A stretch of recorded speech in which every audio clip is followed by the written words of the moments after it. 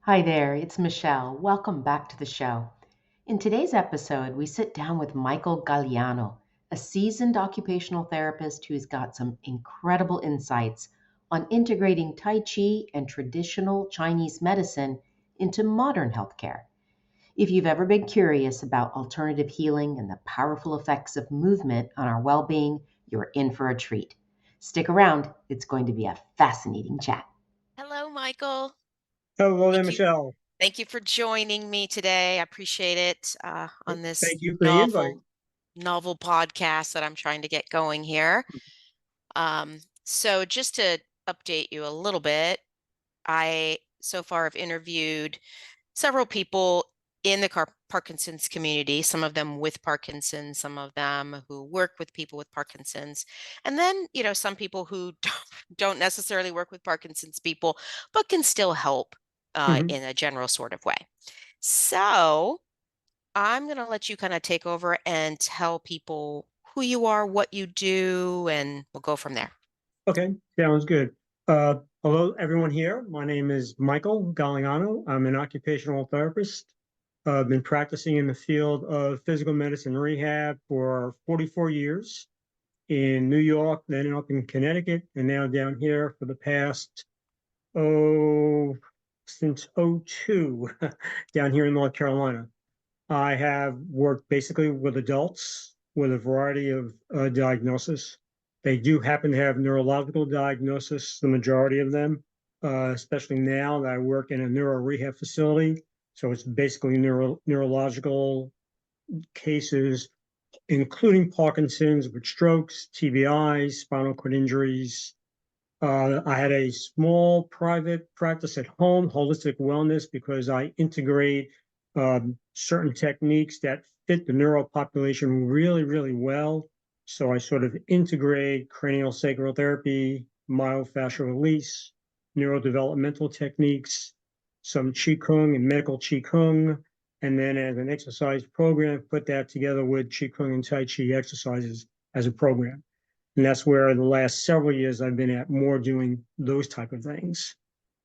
So it's not only with Parkinson's, but it's a Hmm. large number of patients Hmm. with that diagnosis. Yes, and the neurological community at large really is a lot Mm, of that. absolutely. So, we met at that Hmm. dinner with Dr. Yes. Tat. So, how did you get into her circle? Well, way back at our clinic, I think the big push was to have Dr. Tat as a medical director for us, to be honest, at one point in time. Hmm. Um, that wasn't going to work out. And she was just a referral source for us, for her clients. But again, we're a independent practice. We're not affiliated with a hospital setting. So we do have some of Dr. Tats. The biggest thing for us now, I've stepped down as a rehab director role. I'm in that other phase of life where um, it's time to step back. It's Hmm. time to enjoy life a little bit and just balance out and really do only the stuff I want to do, which is basically treatments. After all these years, that's what I want to do. So Dr. Tet still refers. We're reaching out to different support groups, different foundations, Parkinson's Foundation, the Howell Kerr Foundation. Hmm. So the center keeps reaching out because I offer a weekly Tai Chi class there. I'm still involved with Dr. Tat through her licensed clinical social workers and through one of the board members of the Howell Kerr Foundation to see if they have interest in doing some Tai Chi or setting up a special Tai Chi class specific for Parkinson's. Hmm. So that's basically where we're going now in the affiliation with Dr. Tat. So Hmm. I was pleasantly surprised to be invited to her group. I think it's much needed in the Triad area, specifically in Greensboro, to bring those suffering with balance disorders, because I think a large part of most diagnosis is people do not want to acknowledge the diagnosis. They're okay talking about the symptomatology, but the diagnosis they don't like. So I'd rather talk about, or as long as we could reach out to folks that have balance issues, Hmm. mobility issues, I think we're much better off instead of putting them in a little box. I think Yes. those boxes frighten people. Hmm. Uh, I think the other thing that happens is I think as a community of healthcare practitioners, we have to do a much better job telling folks with Parkinson's, but a host of conditions that most of these conditions and symptomatology are familial. It impacts the whole family. So it's the caregivers, it's the spouses, it's the children, it's the grandchildren, it's the extended family, it's the nuclear family. And I think that's some of the people that would be interesting to reach, which is why I'm excited that you're doing the podcast, because I think those are the Mm. folks that probably be listening to this. Those Yes. type of family members that will say, wow, a thought will click in their mind saying, gee, this applies to so-and-so, and that Mm-hmm. might spur them to seek some assistance and maybe not be so scared of, well, I don't want to say the word Parkinson's to my Uh-huh. husband, uncle, father, spouse, Mm. whatever. So hopefully that's what will happen. I hope so. Yes. I just did a social media post the other day about the fact that I find people don't get help soon enough. I have a lady who came to my Tai Chi class this last week. She's had Parkinson's for over 10 years and has never had any kind of therapy for it. And she has that dyskinesia, she's not falling. Oh no, just things are getting a little more difficult, but I'm not falling. I'm still doing okay, but here she is. And it just boggles my mind why they're not sent to therapy so much sooner. Uh, And I think I see that. I've seen that in all three states over 44 years, just with doctors in general. And really, it has to be the general practitioners. They're the ones that are first seeing these things, even before they get to the movement specialist or the neurologist. Mm-hmm. Would love to see the GPs start to refer more and maybe understand more the role that physical medicine and rehabilitation has to play in keeping people healthy. Um, I think for the elder population, we might get lucky because there are several physician practices geared only to the elderly, practices like One Medical, Oak Street. Um, there's another one, I can't remember the name, Dedicated Senior Services. Mm-hmm. And their whole pitch is to keep their folks that they get healthy, Mm-hmm. minimize hospitalizations, minimize ER visits. The best way for them to do that would be to refer to PM&R practices across the board. Mm-hmm. So I think that might be one venue, one way of Okay. getting into that. The other thing that's unique about those practices, from my perspective, I might be a little off base on this one, but they're unaffiliated with, they have no hospital affiliation. Mm. They are independent physicians or Yeah. group of physicians. So they are free to refer outside of a usual small venue. There's Mm-hmm. nothing wrong with a physician referring to therapists that they know. Sure. Um, it's a different thing to refer to a practice solely because they might have the same name or be in the same venue. So I'm Mm-hmm. hoping that those three type of medical practices, and I think we're going to see more in the coming years. Oh, I'm good. hoping they cross the line and start to refer out much more frequently on early Sooner. stage. Yes, Yes.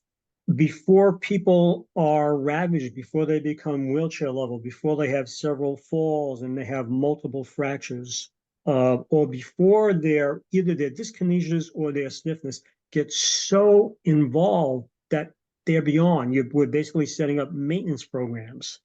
Um, Yeah, I in don't think they realize how much harder it is a few to weeks. get results and improve when we start so far down the road, right? It's And the much. beauty about being down here that I've noticed since in the 23 years, 22 years I've been down here is that there are a host of practitioners available, both in traditional medical venues and non-traditional venues for folks to seek out. So there's not that there's a lack of quality people in the healing arts. We Mhm. have them. It's just a matter of people understanding we have to reach out a little bit. We might have to broaden our circle that we're running in. And we might have to ask friends, we might have to ask Uh-huh. family, we might have to ask other professionals, hey, do you know of somebody who might specialize in this? Or maybe who could help me with my balance or my falls or my stiffness or rigidity, or the fact that maybe my memory, maybe my thinking is a little bit off. Is there some other help I could possibly get? Or Mhm. maybe affectually that, I'm a little off. I don't I don't have the same positivity that I had toward life that I had before. So I could feel that type of quality change. Who else could I refer to?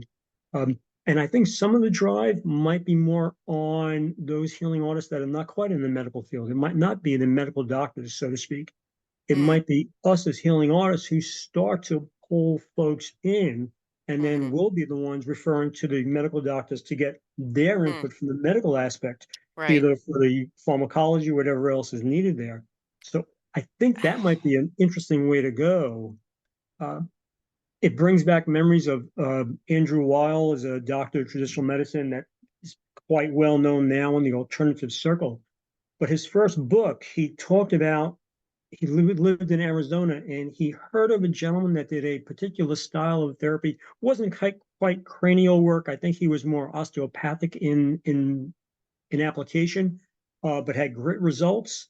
And what Andrew Wall talked about is the fact that he traveled to Japan, he traveled to China, trying to find all these exquisite alternative practitioners. And there in Arizona, in his backyard, there was just such a person. Oh, And wow. we have that here. I think we have that in the triad. I think there are many folks out there.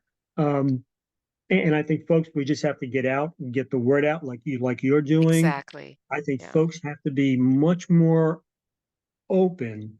Um, Healthcare has changed from 44 years ago when I got into it, when it was dictated from the top down, and the down is usually clients or patients.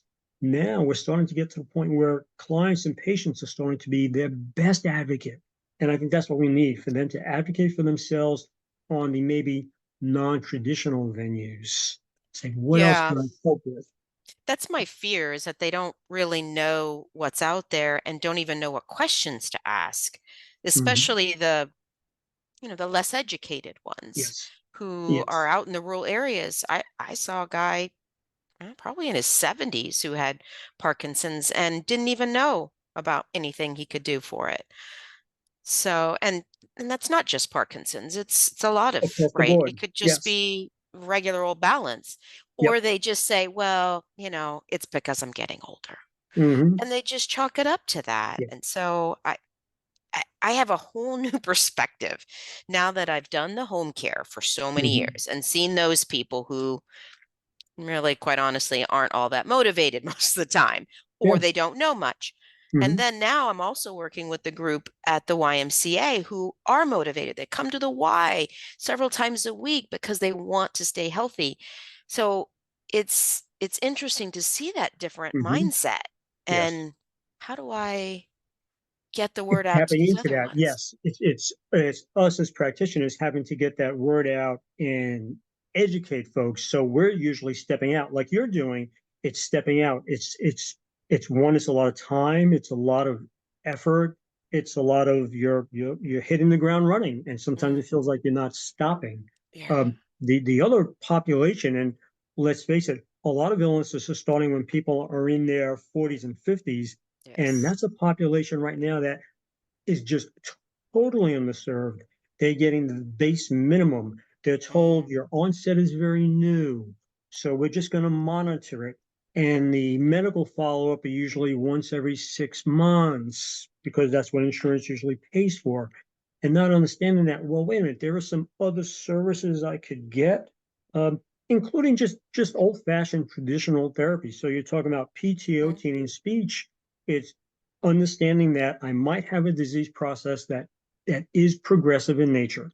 That means it's going to change as I change. And there's nothing bad about that. That's what our life cycle is all about. We have mm, peaks and valleys. We are a perpetual bell curve, a sine wave. That's all we are. We're peaks and valleys and peaks and valleys. And such it is with any type of symptomatology. The question is how low when it goes down in the valleys, how low will I go in that valley? And how low will I stay there? And that's where all of us as healing artists come into play because we could minimize the time people spend down in the valley and we could mm. minimize that descent. And we could certainly see people more than once every 6 months. You could see somebody, set them up Yes. on a nice program, and then you know what, 2 or 3 months, things will change because we're humans and that's what the nature of the human existence is. And Mm, then bingo, get another referral, go back to any practitioner And people have to realize too that at least in the state of North Carolina, there are some practitioners that do not require physician referrals. Mm-hmm. So there are a lot of Yeah. things outside of the box. It's not necessary that, yes, if you have insurance and the need is there, yes, you need that physician referral from most practitioners. However, there are a lot of practitioners that don't require that, and the Right. fees are on either sliding scales or they're Mm-hmm. minimum, or they have other ways to modulate the fee they might charge for their services to get Mm-hmm. people in the door. And a lot of the programs, some similar to what you're offering with your exercise movement programs, Tai Chi classes that we both offer, if Mm-hmm. people took advantage of this, the prices on that, they're minimum. Right. It's less Yeah. than a haircut, especially for me Yeah. since I'm bald, very much less than that. Um, Yes. but still, you're not your investment that you're making for yourself and health and well-being to invest in one of those classes, especially if the class is run by a really good practitioner. Um, and again, that's a pick and choose like anything else. Yep. Because Sure. somebody has a degree or certificate, you have to go and see, do I connect? Is there a connection there? And Right. if what they say sort of sings to my heart, is it something that I resonate with? Mm-hmm. And that is it something that I feel absolutely safe in doing and performing? But a Mm-hmm. lot of the movement arts are ideal. And again, I don't care whether you pick and choose yoga, Tai Chi, Pilates, Traeger, A Mentastics, little of you everything. you name what you want to try. Yeah, Yeah. or a hodgepodge, try a little bit of everything. The price Mm-hmm. is a minimum. It's an investment in your time, and that's absolutely true. But the cost price on that for most people in their 40s and 50s, it's minimal. And even the Yes. time investment in 40s and 50s, that's prime wage earner type. There's usually family. They might be stuck in the middle with their own kids and worrying about their parents. So they're stuck on a Yes. time crunch. So a once a week, twice a week class is not bad. A class that will show you how to integrate it into your own daily lifestyle is Mm-hmm. huge. How do I integrate what you're teaching me, either in a class or what your therapy is showing me? How do I integrate that into my home setting? Even if it's just a 15, 20-minute thing that I Yeah. do twice a week, Yeah. it's no cost, but I have to see, the client or patient, I have to see the benefit of that. Mm-hmm. And that's where picking the right person, it is just like eating food. You have Oh, to see what resonates with you. find the right one for you. Right. I'm Exactly. envisioning once my clinic is built to have some sort of a membership type program where they come to classes and hey, once a month you have a Hmm. personal check-in with me. Let's see how you're doing with your symptoms or Hmm. balance or whatever the case Yep. may be so that we can monitor things Hmm. and change things appropriately and maybe oh yeah maybe you need to go see that doctor a little sooner, that kind of thing. That's what I'd really like to be able to do. Yes. My eyes on that, Uh-huh. I hear you. I hear you. Um, I'm interested at this stage in my life because I am in a different stage. And what I'd like to do, and I presented to somebody today who's their foundation is writing a grant for some money. And they wanted to do it specific to Parkinson's, and they wanted to do Tai Chi because they've heard so much about it. So when you look through the literature, when you look through PubMed, there are many articles specific to fall reduction, balance, Parkinson's disease in general, and then a host of other things. But they all say the same thing: longitudinal studies are required. And when I told this person that, I said, listen, I could offer you a 12-month program, mhm, and your grant does not have to pay me one red cent. We have to put aside money for one medical consult, and you have to put away money for a physical therapy evaluation to go over balance parameters, functional mhm. reach test, all that stuff. Yep, Unaffiliated with me. It can't be anybody within my practice. It can't be a PT that I know. It has to be it's a good point. unattached. Mhm. And we could do that every 3 months. You could do it for a year program. So you have essentially 4 PT evals and revals. And then you can see longitudinally what happens. And you know exactly what you're getting at that point. And so far, I've approached two different LCSWs about that, licensed clinical social workers. They didn't want to bite on that. And the Oh, one foundation waited too long to write their grant, and oh, the grant jeez. money had to be put in too soon. So, but it's on their back burner. But that would be the interesting type of studies. And then because that would prove to most folks early onset Parkinson's, Mm-hmm. which we both would like to get, is Mm-hmm. that if you intervene early enough, you can make significant lifestyle changes. And it's kind of Yes. simple, not just mobility, but even in thinking process. When you look at what's Mm-hmm. involved just in any type of movement program, if you take away the pure exercise and understand you are doing a motor and sensory movement pattern, and one of the things that we, without having any pathology, without having any symptoms, sometimes our sense organs, we're not aware that what we're feeling in our body, either position in space, tactile perceptions are off, all of that. And to understand that all exercise is really sensory motor in nature, and to get those type of professionals on board. And I don't care if they're athletic trainers, I don't care if they're personal trainers, as long as they have that mindset that it's not just the motor or the movement, it's that sensory awareness of the movement pattern and educating clients about that.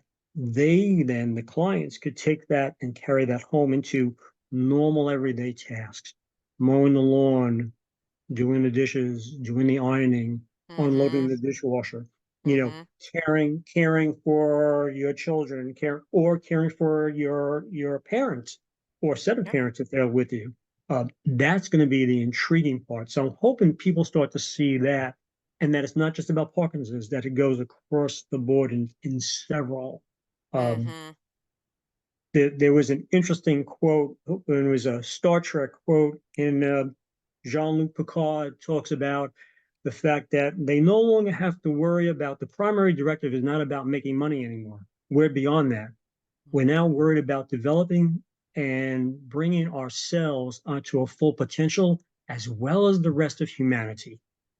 And Mm. with that mindset, because the 40s and 50s, they're still stuck on the fact that we've been programmed that the accumulation of wealth is really what we're all about. So I'll work 9 to 5, I'll work 2 jobs. Even if my needs aren't there because my wants are there, I will do that at the expense of my own health. And sadly, I've worked with one wonderful gentleman who has extreme wealth and at the expense of his health. And he is essentially wheelchair bound with caregivers that he could afford to pay, and he made that choice. Mm-hmm. That's a choice you make. And sometimes that early intervention, and you start to realize that there is more to life than Yeah. just that automatic dollar. Our health, and it's often overstated or oversimplified, our health is our wealth. That really is what makes Yes. us. Yes. Um, But I and feel that's like the younger people are more aware of that, right? They're Well, because you much can more see them setting into limits now in their jobs. Yeah, balance. they set Yes. limits. No, I'm not going to work those hours. No, I'm not going to work these days. No, I'm sorry. I know you need me, but I can't work on this particular day because I have to do X, Y, Z. So Mm-hmm. hopefully they're starting. It's the For most of the stuff I see, it's the 40s and 50s. Yeah. It's the ones in the 40s and 50s that are stuck in that mode. And those are the ones that are suffering the most with all different type of symptomatology and disease processes. And they push it away. They don't want to hear it. So then they don't seek out. And again, we're really fortunate. Folks have to understand out there, there is a wealth of healing artistry here in the triad for people to avail themselves to. Mm-hmm. Um, you could go down a traditional road and still find folks who do alternative, integrative type of approaches. You could go down purely outside of that realm and still find folks who are at least grounded in with scientific research. At least they have Mm-hmm. best practices in mind. So we are real fortunate we have that. And the truth is, the three major providers, Wake Forest, I think out at Atrium used to have a wonderful integrative medicine section. Duke has a whole Duke integrative does. medicine Mm-hmm. session. So there's a lot of things for people to avail themselves to. I just don't think we're there yet. And it might not be specific to Greensboro. It could be that this is where we are um, as a society right now. This could be just where we are, What which puts the burden on on us as healing artistry to go out and to get the promote and word say, out. here, there is Yeah. something else. What so what would you recommend to someone who's kind of looking for something different? What Google words, what keywords would you suggest them using If, when they're looking for something? if I had issues with balance, if I had issues with stiffness and rigidity, if I saw maybe a little bit along with those symptoms, if I saw changes in my thinking process or observed that in somebody I love, and I noticed their thinking might not be clear, there's a host. You could go first with just traditional searches. Physical therapy, occupational therapy, speech therapy. You could start there. You could branch out and look at techniques. So you could look at individual techniques. So you could talk about looking at a movement program. You could look at Tai Chi. You could Google that. You could Google yoga. You could Google Feldenkrais, which was Yeah. huge. I don't see it that big down Hmm. here, but there must be practitioners here. I know a lot of my colleagues, OT, do still they play Use with them. Feldenkrais, so they Hmm. have that. Uh, different acupuncture, acupressure, Oriental medicine offers a whole host. Ayurvedic medicine has a whole different approach to health and well-being. Hmm. Um, when you go down that road of Oriental medicine, that's where Tai Chi, Qigong practitioners fit right in because that's what it's all about. Tai Chi and Qigong work exactly the same premise as Oriental medicine. It's to unblock and open internal pathways of energy or chi. So it's a Hmm. great thing to fall into. Traditional medicine has theirs. Osteopathic medicine gave us cranial sacral therapy. There's a flow. You can look at lymphatic drainage, although it's spelled drainage, it's drainage. You could look at that. There's a whole host, Uh-huh. the whole host of any type of connective tissue disease. You could put in myofascial release. There's a host of things to put in there. Hmm. Any type of energy technique you want to put in there. I don't care if it's healing touch, therapeutic touch, Reiki, and see what shows up. I Hmm. think what people would be surprised that you'll find practitioners who are traditional that have traditional credentials behind their name, and it could be RN, ND, PT, OT, and they have all these other credentials like a Reiki practitioner, therapeutic touch practitioner. So they'll Hmm. have all that already on their credentials. So you could get a full total package just by looking at one. And the truth Hmm. is, once people connect to one practitioner like that, you'd be surprised how practitioners know who else to refer to. There's a Right. whole host. Hmm. So you find one practitioner. We all, as practitioners, fall into a dilemma where we have to start to be honest with ourselves. One, we have to look at what's in our state licensure to do, Hmm. what's in our practice act of our fields to do. But then the thing that gets overlooked is what's in my personal skill set to do. I Yes. might be able, as an OT, to assess and treat swallowing. That's long since been out of my skill set. That's 20 years Hmm. post. I can't do that anymore. I've already Hmm. forgotten all that stuff. So we as practitioners have to be honest. And if I do that, then I could say, there are some deficits here that I can't handle, but I Hmm. know this Someone who person, can. that person who can handle this. Yeah. Most of us, folks like that. I know folks like Yeah. that. So I think people would be very surprised once they reach out. Most of us in the field that have been doing this for a while, we are aware of our own limitations. And I've always felt this in 44 years in 3 states, there are more people out there in pain and suffering that any of us can handle. So the Yes. more people we have involved in care, the bigger my referral sources that I can refer out, the better. So Yeah. it's okay to say, no, not only do I don't do that, I don't know it, but I have a couple of colleagues who I want you to call them and see what they say. Hmm. And There's that's and plenty that's of that's patients what to go around, really. We don't have to all over the fight over place. them. Nope, Yes. not at all. Uh, And the same thing, like even when people come to see certain techniques, even the techniques I do, no longer when they come in the early stage, 55, 45, and I might be able to get them back on track with maybe 2 or 3 sessions of cranial work, but then they might need something else. Mhm. I'm not going to see them all the time. Right. I'm going to see them, get them balanced, and then move them on, and hopefully give them a program that they could follow. Mhm. And that's been difficult over 44 years. I've learned some interesting lessons. Early on, I would give folks elaborately written or computer generated programs that could take them an hour, and those Mhm. programs weren't even written down. They were the papers I gave them were folded, thrown in a drawer. They don't do that. Mhm. I've come to realize if I could keep my home program for them somewhere under 30 minutes, a 20 to Oh, yeah. 25-minute program, they are more likely to comply for their Yep. own well-being with that. So I'd much rather come in, set the parameter, assist their healing process to where they're going to start to initiate on their own, give them their Mhm. own program to do. Then they could check back every so often. Or if they don't have to check back with me, they could Yeah. check back with their primary care physician if they have a relationship there. Or it Mhm. might be out of my scope of practice. I don't do lymphatic drainage. I have a very dear friend who does that. I'll refer to you here. You take Yeah. care of this, you know? Yeah. Um, or there might be someone that doesn't resonate even when they come to the Tai Chi classes for their Parkinson's. Is like, no, it just doesn't resonate.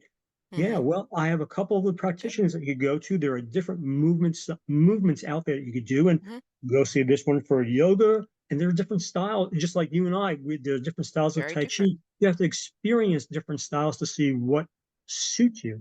And we Mhm. all have those references, and that's what we have to start doing more of. I think it's going to start with us, to be honest Yeah. with you. Yep. And I think the second part, I think it'll be with the nuclear and then extended family that start to reach out, because those are the Agree. ones that are being the primary caregivers. Plus, they're seeing the impact of the disability and their hearts Mhm. are breaking. They don't know what to do. So I think we might be getting phone calls from them. Those are the ones who I think will go on what you said earlier. They'll go on the Google search Mhm. without a Be doubt. looking things up. Yes. Yes, I think they Yes. will. Um, and then they're going to be stuck like every other child or loved one in the family. The person still has to follow through with that after you give them the Yep. recommendation. Yeah. You know, True. we're all stuck in that boat You can all the only do time. so much, really. Yeah. Mhm. So, Michael, tell us about your Tai Chi class. What would someone expect to learn there? Mhm. Where is it? When is it? Sure. Go ahead and toot Right your horn now, there. I um I have been practicing the same style of Tai Chi now probably over 10 years. Been teaching the style since about 2019. Um, Played with it in my 30s, didn't stick with it. Played with it in my 40s, didn't stick with it. Finally, in my 50s, I stuck with it. So mid 50s. So I've been fortunate. It is a style called Yang Shu Tai Chi Chuan. It's essentially broken down into three parts of 108 movements. The classes that I have are every Wednesday night. They're always from 6 to 7 o'clock. And it's located at where I work. The practice is called Rehab Without Walls, which is on East Chester Drive.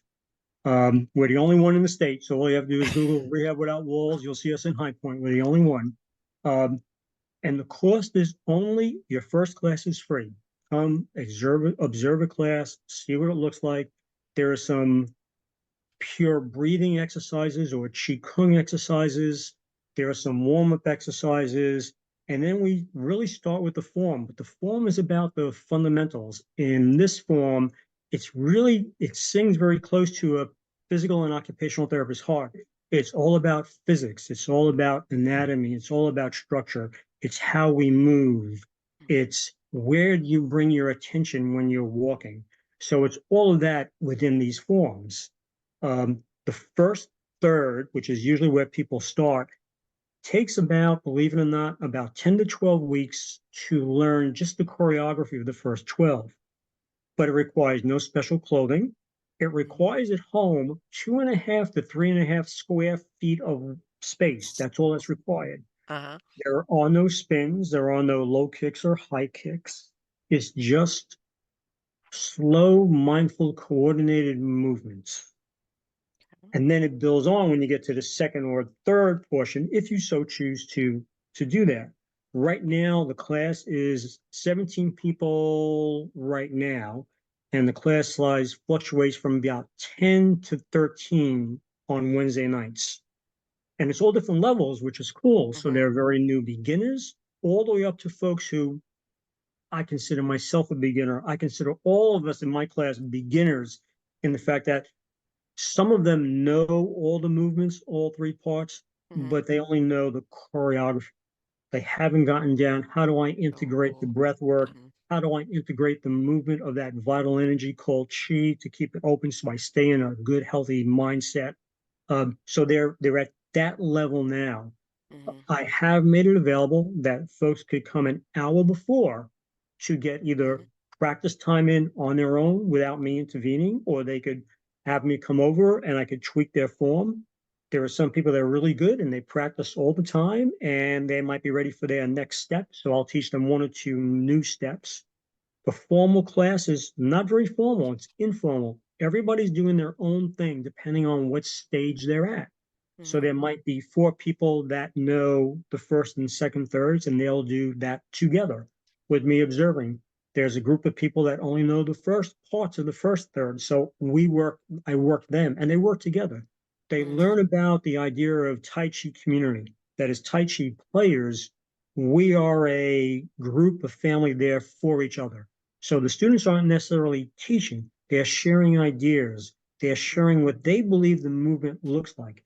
And when there's discrepancy and they say, I don't really know, then they'll say, hey, Michael, come on Yeah. down this way. And then we could clarify. So it really is kind of neat.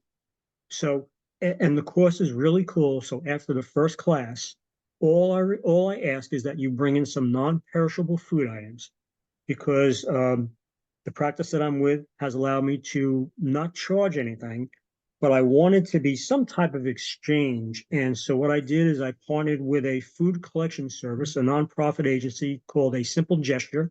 Mhm. They collect all the food and they will distribute it to food banks in High Point, Greensboro, and in Winston-Salem. And once every 4 to 6 weeks, a representative from that agency comes by and picks up all this non-perishable food items, and that's all that's required. And they've been so pleased because the food in front of our clinic is huge at the front desk where we have all this stuff. So it's a good way for the students to feel like they're giving something back. They get extra time there, so it's essentially Mhm. 2 hours if they chose to take advantage Yeah. of it, or 1 hour there. So they still have the advantage of that. Um, Several students have asked for private one-on-one, and I have fought that tooth and nail, and I finally acquiesced. So I have offered to people who are students already in my class that Mhm. they could come by and they could train with me just one-on-one at my home, and we will go over Tai Chi movements wherever they're at. And Mhm. they could do that in my home. And that one is a cost. That one-on-one is a Yeah. minimum. That's like about a $20 cost for a full hour, but it's one-on-one. Or if Mhm. it's a couple, sometimes I have several husband and wives. So if Mhm. husband and wife comes, it's not $40. I bring it down to 30 for them. Yeah. Um, That's but still very inexpensive. it's always about the principles. It's how do we Mhm. stand? It's about posture. It's about understanding the correct alignment. Um, I use Tai Chi words that are traditional, but I try to give them at least my interpretation of the English meaning. Mhm. Because even the best that we could do, Chinese ideograms, depending on what region, one little stroke of an ideogram could be off and it changes the meaning of the word. Mhm. So they talk a lot about sinking your energy. So I use the same word, well, we're going to sink. But I explain to them, we are going to sink energy, and here's where we sink it. But at the same time, we're going to sink our center of gravity. And I'll explain to the class what center of gravity is, Mhm. show them on me, have them feel on themselves what center of gravity, and then we'll try to educate them on balance. What do you do when you need good balance? You lower your center of gravity, you widen your base of support. All the footwork in this form, I like the form, and I didn't talk about this. I ran into my teacher when I first moved down here 22 years ago. I knew of him and I never followed up. But I guess that old saying is true: when the student is ready, the teacher will appear. It took me about 5 or 6 years to finally reach out to him to start taking classes. He is a lay Shaolin monk. He was just shy of getting his final, taking his vows for Shaolin monkhood, and he forgot to defer his military service where he was living. He was a Belgian native, so Belgium took him off into the Belgian army. So he is a lay Shaolin monk, and he was taught in Shaolin Monastery in Brussels, Belgium at the time, and then down in China, in Hubei, China. Went to Oriental Medicine School there, became a doctor of Oriental Medicine, and actually served in the armed forces. From the Belgian army, he served in NATO. From NATO, he served and was given to the Rangers here in the States. I think someplace probably out by Fayetteville down here. Many paratroop jumps. So it was his teacher's style. The style is only 2 generations old. My teacher is my age. Mm-hmm. His teacher has long since passed. He was the first Shaolin monk to leave China once Mao Zedong took over. So he left China and went to Europe and settled in Belgium. So that's where they met. So the style is it's different in that some of the footwork is from the Yang family style. Some of it is from another internal art called Shiniquan. And there are several other Shaolin martial forms that he took different footwork. What I like about the footwork, it's all based about balance. Mm-hmm. Everything is about a nice wide base of support. It's about understanding where our feet hit the ground when we're just standing still and when we're moving. Mm-hmm. It's understanding Tai Chi principles that the waist is the general, which means the waist generates all movement. So yes, it starts from the feet, but how we move the feet, how we weight shift, how we bear weight from one leg to the other is really impacted by the waist. So I try to give that to the class without beating a dead horse. Um, and then I've learned how to modify it. So I have Mm-hmm. folks in my class that I guess you could say they fight the diagnosis that they do have, but they don't want to admit they have the Parkinson's, but they will admit they have a balance disorder. Mm-hmm. So I allow myself to change the footwork that I was taught to accommodate them. Mm-hmm. So it's using the skills that OTs and PTs have. You Yep. take what you have, you accommodate it to where the patients are, always starting where the patients are. So I love that. That's why I love Tai Chi as an art form for PT and OT. We could take that art form, use that, and modify it for just about any condition we want to, and the Mm-hmm. patient will benefit. So I Yep. have several folks that are like that in the class, but it's slow and gentle. Now, I do honor the fact that this was a martial art at one point. So I don't teach the self-defense aspect, but I will explain, show, and teach this is the martial implication of a move. Yes, You that know, helps with the yes, exactly. technique, right, for them to understand. Yeah. And I asked them to search. I said, listen, I want you to go home. I want you to look at YouTube. I want you to look at some Tai Chi videos. Instead of looking for the differences, which there will be in all Mm-hmm. styles, can you see the similarity? Can you Mm-hmm. find the principles that are the same? Because Yeah. that's the key. That's what drives all Tai Chi Chuan together is the underlying principles. Mm-hmm. What I might do with the hand is change. There are some movements where the hand basically covers the head as if I was protecting from a hook. But Mm-hmm. it was changed when Mao took over China and the whole wushu went there. It turned into a wonderful dance and it looks pretty. And Mm-hmm. I explained that if you'd like to do the Yeah. dance, that's fine.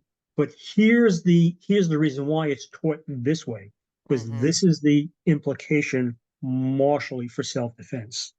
I Um, feel like I've seen videos of you doing some things, and I don't remember where I I saw had them. Right? Do you I have them had a posted somewhere?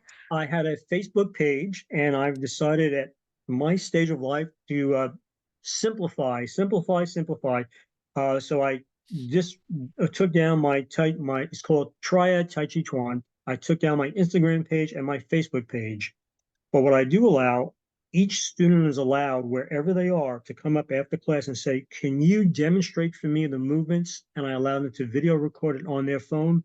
So each student has that opportunity to take the Mm-hmm. video of their particular section. And each time they come in, when they learn a new frame or a new form, they just delete the old one and they take a new one.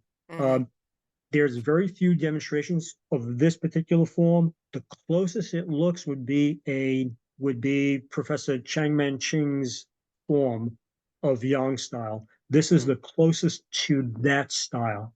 Mm-hmm. And again, he faced his own criticism because it was said that he wasn't given permission to do that, or he took away steps, or Oh, that he changed it. So, but I found that each yeah. teacher changes and puts their own spin on it. It's like anything else. When you learn something, when you learn an art form, even if you're a graphic artist or you're a painter, I have many friends who are in the beautiful fine arts world, and they might change a stroke. That's what Tai Chi practitioners, players who are experienced do. They might change certain aspects and show that to their class. Mm-hmm. And then there'll be differences because what I show one person is where they're at, where somebody else might have something else where I maybe don't show them exactly the same thing. It'll be Mm-hmm. modified for their body type, for their physiology, or for their pathology. So Mm-hmm.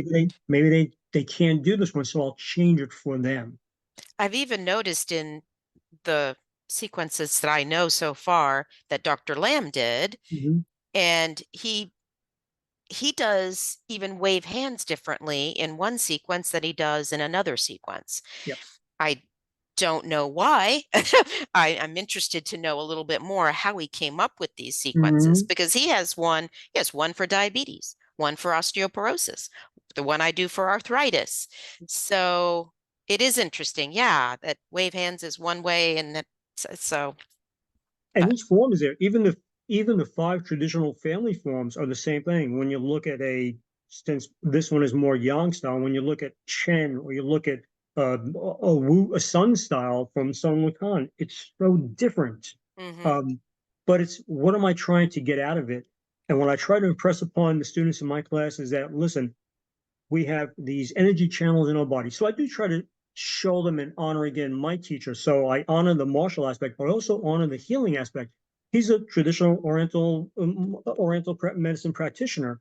It's all about the meridians. It's all about traditional Chinese medicine. It's about understanding the Taoist principles of yin and yang. It's mhm, about the five phases. It's about how that interplays. So I tell them about the two central meridians. I tell them about the six paired meridians in the arms and the six paired in the legs. And every once in a while, one or two will ask, but there's not enough interest for uh-huh, me to teach them, well, here's what they are. So mhm, if they ask, I would love to share that, but they're not asking. So I only share that. Here's the significance on those energy channels, since we're talking about maybe 12 major ones right now, there are many more, right? But the 12 major ones, the idea is to keep the channels open for the free flow of qi or vital energy in Chinese medicine. mhm, Allow it to flow freely. And if it is, then disease will be minimal to non existent in that person. That's the underlying basis of all traditional Chinese medicine. mhm. Improve the flow of qi in the meridians, you will have better health and well-being. Disease process will come down. That's the key. So I use that word flow a lot in class too, that you have to feel the flow. It is dance-like. So I want them to feel the flow of the movements, but not in a theatrical way, if that makes sense. Mhm, It's in mhm, a way that, and I try to tell them, because each move has a particular meridian or an organ system it's working on. The very opening in this style, it's a similar opening in most, where you're standing with your feet shoulder width apart, and you allow your arms to slowly raise up to chest or shoulder height, and you allow them to come down. mhm. It actually works on the lung and the large intestine meridian. And I explain, here's where they are in the arms. And then I go, well, so what's big deal? It's the lung and large intestine. I said, oh, really? I said, well, you know that commercial for Pepto-Bismol? Well, that's large intestine, constipation, diarrhea, bloating, gas. You want diagnosis, irritable bowel syndrome, colitis. That one movement is meant for that. Yeah. COPD, chronic obstructive pulmonary disease, emphysema. I was doing long-term acute care in the midst of COVID. In the second wave, not the first wave, when people were actually coming in, and this was before vaccines, and people were actually unfortunately dying. The second stage is when they came in, they were living, and you're having breathing problems. One of the exercises I gave them was that particular exercise. either Mm. laying down in bed, letting their arms float up, chest height. So the docs all liked it. PT thought, okay, you're going to take care of the arms, but I was doing it as a breathing exercise. Yeah. And it's coordinated. When the arms come up, that's when the in breath. When the arms go Mhm. down, that's the out breath, coordinated. And how do you breathe in Tai Chi? Tai Chi is only through the nose. It's never through the mouth. It's Mhm. always through the nose. Where does your mouth is closed for one reason only. So your tongue gets anchored to a particular acupoint on the roof of your mouth so that the chi flows. I was explaining that in long-term acute care settings. So it's really beneficial. So breathing problems, a seasonal cold, seasonal allergy, upper respiratory infections that abounded. So it doesn't have to be COVID, because all of Mhm. that. Each movement in Tai Chi has that aspect, which is very cool. So I try to bring that in the class, and that one people are interested. They're not interested in biting on the next piece, which is, okay, can you explain more where these meridians are? There are certain acupoints I'd like to, I show them certain acupoints because when Mhm. you do a movement, we have an acupoint right in the palm of our hand, right underneath that middle finger. If you bend the middle finger all the way down as far as you can at that crease, there's a major acupoint there. I try to teach them about the major ones, Mhm. they're considered human energy gates. So Mhm. I try to teach them a little bit about that. And several students are now inquiring, okay, so how do I use that? Where do I find that point? Mm. Here's, here's what we're Yeah, going I to think do. when they're ready, that Yes, there's just so much to it. I think they really just want to know, how do I move first? yes. And then I start adding those layers. Yeah. It's always about the Important. choreography first. And I tell them, listen, I'm telling you to relax doing Tai Chi. Mhm. Well, I can't relax because I'm learning a new dance. I Yeah. say, yeah, that's absolutely true. Yeah. Get the dance moves down, and then And later on, relax. then we work on the flow. And the Mhm. flow is when we're walking. There's nothing better than just walking in a straight line. There's actually what my teacher taught us was a Qigong movement where it's almost like doing a sobriety test. Right Mhm. foot, right heel to left toe. Only it's 8 steps forward, 8 steps back. You're coordinating your breathing. Mhm. There's a certain position for your hands. So you're doing it for a different reason, but it Mhm. works on your balance. Yeah. So I will integrate Mhm. that into class and I will tell them the balance portion of it, but from the physical perspective, but then I'll also tell them here's the energetics behind it, which is kind of cool. And then Mm. certain techniques flow. So most connective tissue techniques flow very well with Tai Chi Chuan and traditional Chinese medicine. Things like myofascial release, cranial sacral therapy, the touch required, the ability that's required when we are palpating anything on somebody. There's a quality of movement.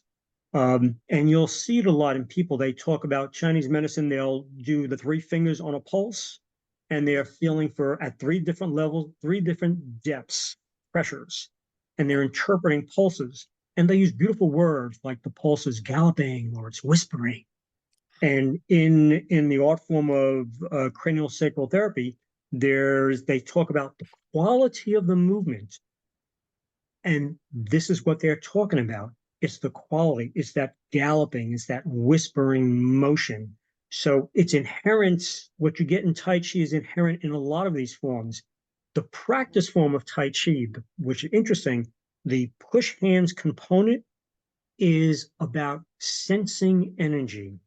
And isn't that what every healing artist does? Whether we're doing myofascial release, whether Mhm. we're doing lymphatic drainage, whether we're doing cranial work, it's through touch and the ability to sense different biorhythms of the body and then the quality of those biorhythms. So in some, we all know there are typical postures that people get when the Parkinson has gone way too far. There's that typical hunched over, the shoulders get rounded and drawn in, the chest muscles get tight. Well, there's a certain quality of movement if you put your hands on the chest muscles and you start to elongate those muscles. You take the concept of stretch out, there are different qualities. The qualities would be the same as I have to take a rubber band and there's an elastic quality. That's no good. That's what most of us have when we have Mhm. restrictions. You want it to feel like silly putty, but I don't like silly putty. I like the idea of the exercise putty that we all used to. They have the different colors of exercise putty. Mm-hmm. If you pull it away and you take the easiest one, it's like mush. It just pulls and it keeps pulling, and there is no elastic quality. Mm-hmm. If you picked up a dark, a heavy, resistant putty and you pulled it, there wouldn't be an elastic, but you could feel the resistance. That's the sensing quality that changes a therapist input or a healing artist input to what's going on in the fascial system, what releases are there. So, and that's inherent in Tai Chi. How relaxes my arm? When my arm is at a certain position in front of my body, I need it relaxed. And the best way to describe it is I wanted a piece of spaghetti that's al dente. I don't want Yes. it overcooked. I want al dente is what I want. It has to be a firmness to it. And that, so it goes through that traditional Chinese medicine, Tai Chi Chuan, and most of the connective tissue techniques that I've played with in 44 years. It's sort of like they go hand in hand together. So Mm. I have one, I have the other. It's a beautiful melding of all these arts together if I could get people to take advantage of that. So it's a slow Yeah. process, but Yeah. it is starting. What I do find, I'll be honest with you, I have found word of mouth referrals has been both in the practice that I work in privately and the folks that I see privately. It's all been through word of mouth referrals. Mm-hmm. It's the best way. Well, I heard about you through so and so who told me about you from so and so. It's like, okay. Yes. Well, I've already told several people about your class. People I think Oh, would appreciate the greater complexity. mhm. And in fact, one of them, she said, "Oh, you mean down there on so and so road?" And I said, "Yeah." She said, "Oh, yes, she worked with my mom when she had a stroke." So My. she said, "Michael?" I said, "Yeah, Michael." Oh Yeah. my goodness gracious. So Yeah, she well, thank you remembered very much. you. We'll see. Yeah, Wow. so she might join your class. I don't know, Oh. but mhm. And like I said, the class is really nice. The students are very supportive, which I like to see. And that was important to me to do Mhm. that cohesiveness. I did try the classes that were beginning, intermediate, and advanced, for lack of better words. And Like to me, that just separately, you means, mean? yeah, separately, I've Yes. tried Mhm. that. And that just means some know the first part, some know the first and second, and others know Yeah. all three. But what I found is within that, there were still people that didn't know the form. So let Mhm. me just combine it and let's see if they could find their own matches. And it's interesting, most of the students are finding folks that are very similar to where they are in their practice. Mhm. Um, because they could lie all they want. I practice all the time. Okay, Yeah. well, when you Mhm. see the form, you know, just like every good clinician, you always know when Mhm. somebody doesn't do their homework, but they find themselves, and that's the good part. They're using each other, which also it makes them more accountable for their health and well-being, which in traditional medicine here, we made a mistake in the West. We have done a disservice to every one of our clients by making them dependent upon us. And that starts with the docs and everybody else. Sure. And they're the ones that have to take accountability. Mhm. So, I and that's like really that what's approach. I like how you have them work amongst themselves a little bit more.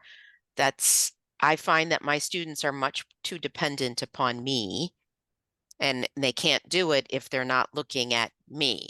right. Like, well, obviously you're not practicing on your own, but you know what? If you don't want to, that's fine. That's on you.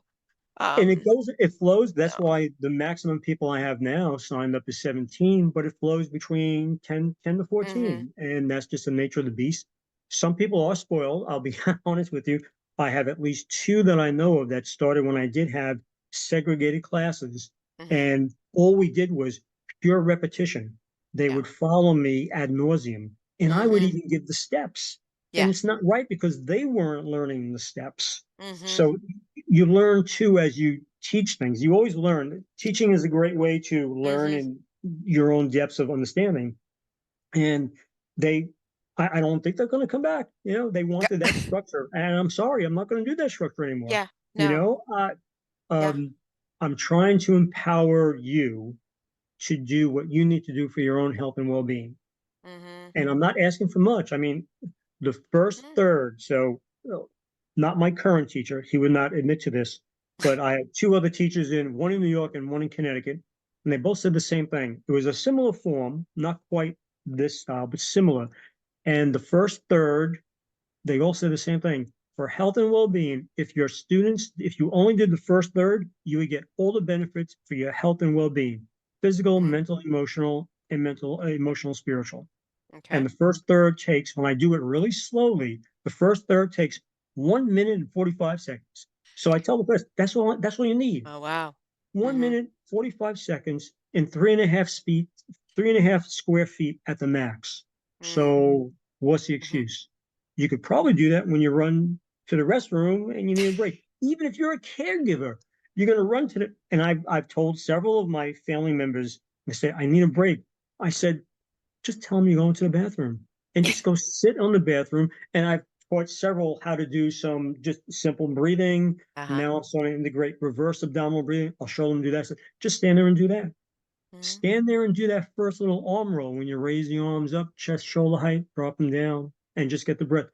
And then just flush the toilet and go back out. Nobody knows what you're doing. It's great. Oh, yeah. Just take You some, know, just do it. yes, As exactly Mikey right. says, just do it. You have to just be engaged. Yeah. Yeah. Well, it's been a pleasure talking with you, Michael. I've Thank you. really I can't enjoyed believe the hour went this. by. It was My a very quick gosh, hour. we've Goodness. covered a Thank lot, you and very much. I appreciate it. you are very knowledgeable. I Now, really I appreciate wish you that. the best. Thank you for inviting me to your classes. I enjoyed them Yes. very much. It was very cool. So, is it okay with you that I put your information down and they can Please reach do if out they to have, you if yeah, they would like to yep. You could pursue a please put little down the bit? contact information, my email, my cell phone, and that's fine. They can certainly reach out. Great. Thank you very much. Thank you very It's much. I been a appreciate it. pleasure. Thank you. Thank you. Have a We do. great holiday weekend. Thanks.